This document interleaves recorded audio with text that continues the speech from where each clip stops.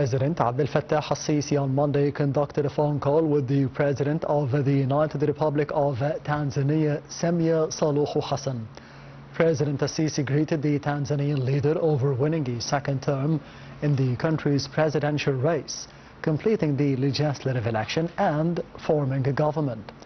The President hailed the promoted bilateral ties and reiterated Egypt's keenness on continuing political consultations with Tanzania on the pivotal African issues of mutual concern. The Tanzanian President, meanwhile, expressed gratitude for President al-Sisi over the support that he offers to her country in different fields, saying that she is looking forward to receiving the head of state and to co-inaugurate with him Julius Nyerere, a giant dam established with the contribution of the Egyptian companies.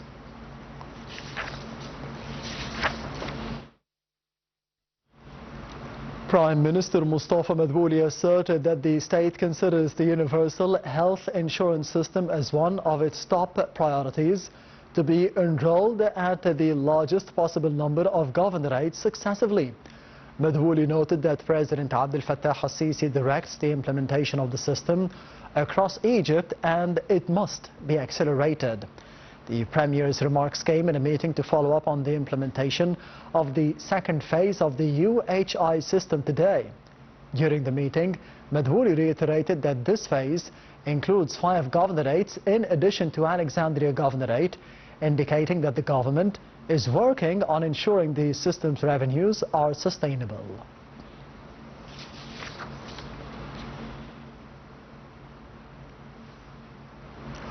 Foreign Minister Badr Abdulati said that the national media outlets are playing an important role in sustaining national security, building public awareness, and consolidating a national narrative that reflects the Egyptian top interests. The remark was made as the top diplomat received the National Media Authority's chief Ahmed El-Mislimani and a group of the Egyptian television anchors. The meeting reviewed the constant determinants of the Egyptian foreign policy and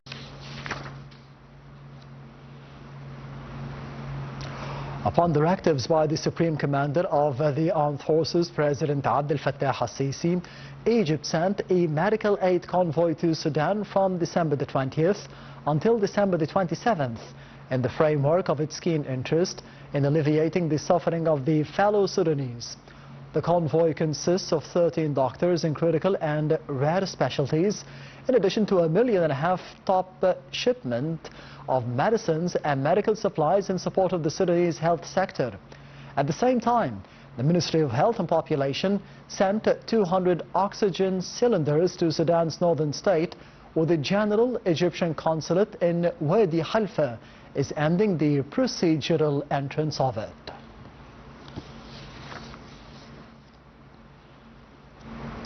The Foreign Ministry said in a statement that Egypt continues the intensified contacts and the action with Libya to follow up on the conditions of the missing Egyptians and take the necessary procedures be updated about the situation. The statement added that the efforts are exerted within the intensive and the direct coordination between the Egyptian Embassy in Tripoli and the Egyptian General Consulate in Benghazi, with the full cooperation with the concerned Libyan authorities, along with the Foreign Ministry's relative sectors. It also asserted the state's keenness on monitoring the Egyptian expatriate conditions. The Foreign Ministry's efforts have yielded positive outcomes, including restoring 131 Egyptian citizens from a Libyan detention center on the 27th of November of 2025 and facilitating their return to the homeland.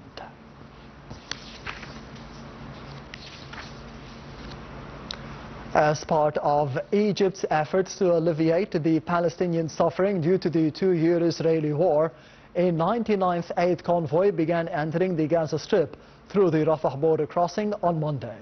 The convoy was carrying urgent humanitarian aid to the Palestinian territory. Officials at the Rafah border crossing said that the shipment also includes badly needed medical supplies, which the Palestinian Red Crescent was demanding to address the humanitarian crisis in the Strip.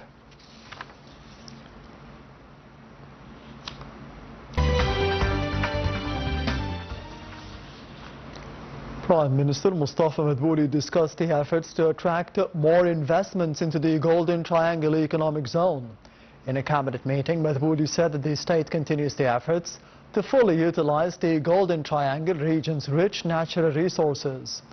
The Prime Minister instructed to enhance the coordination between the zone's administration and the Ministry of Petroleum and promote investment opportunities on the global level.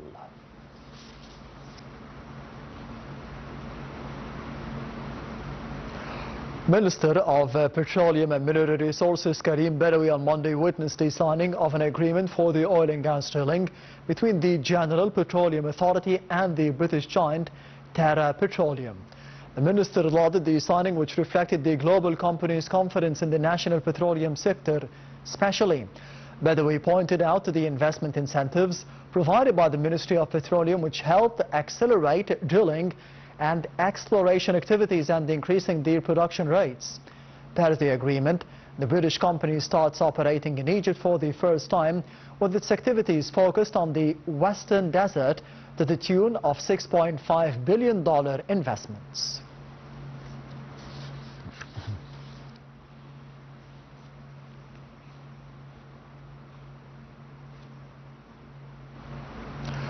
Egypt's stock market indices collectively decreased during the trading session due to a higher rate of profit-making sales by the investors.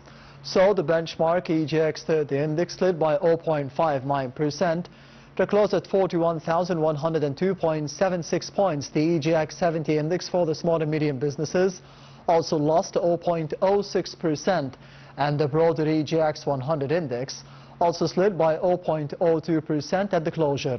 So the market capitalization lost £5 billion to close at £2,937 billion amid transactions of about £38.6 billion.